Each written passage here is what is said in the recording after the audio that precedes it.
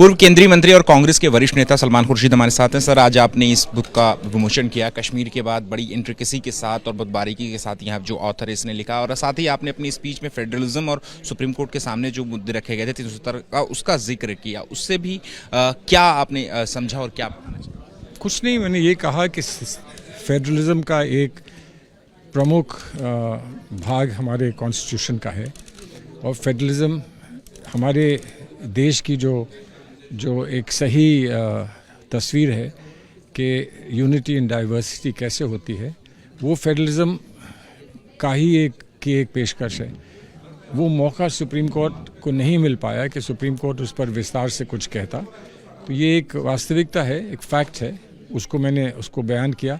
अब आज नहीं हो पाया तो कभी आगे चलकर सुप्रीम कोर्ट को मौका मिले कि वो फेडरलिज्म पे अपना ज्ञान हमको दे सके। सर, आपने एक चीज़ का जिक्र भी किया कि मिरर रखना चाहिए तब कश्मीर के, लेकिन कश्मीर के साथ जिस तरीके की हुकूमतें, सिर्फ इस हुकूमत की नहीं, इससे पहले की भी हुकूमत की अगर हम बात करें, सरकारों की बात करें, तो क्या आप देखते हैं कि क्या कमी रह गई, या कश्मीरी की बात नहीं हुई? कश्मीर की तो बात हुई, कश्मीर देखिए बड़ा सिंपल है। कोई समझता है कि कोई कमी नहीं रह गई तो वो कहे कि कोई कमी नहीं रह गई, और कोई समझता है कि कोई कमी रह गई तो वो विस्तार से जाकर देखे कि क्या कमी रह गई।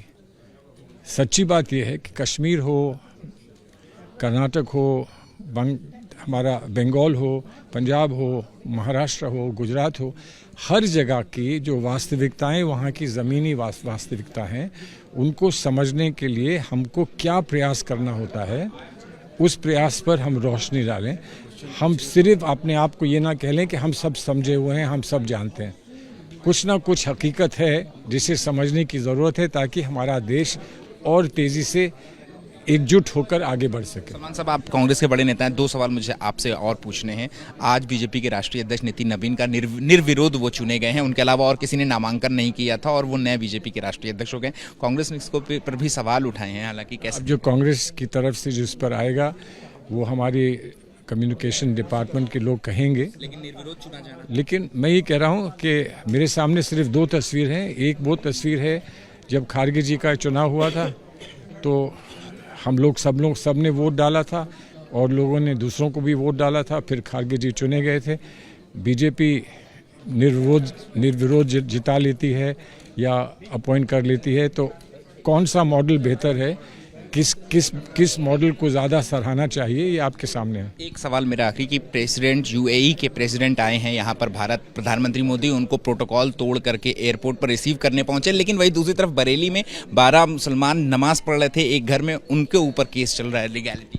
देखिए, कहीं कोई केस चल रहा है, वो हमारा संविधान और हमारे देश के कानून के तहत होना चाहिए।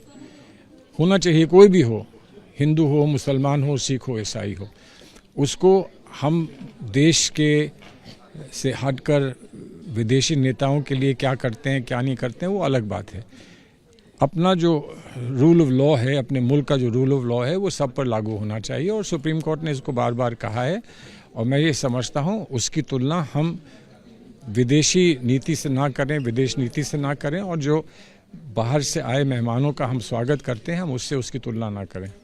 शुक्रिया बात करने के लिए। कैमरा पर्सन सुरेंद्र कुमार के साथ अहमद बिलाल, एबीपी न्यूज़, दिल्ली।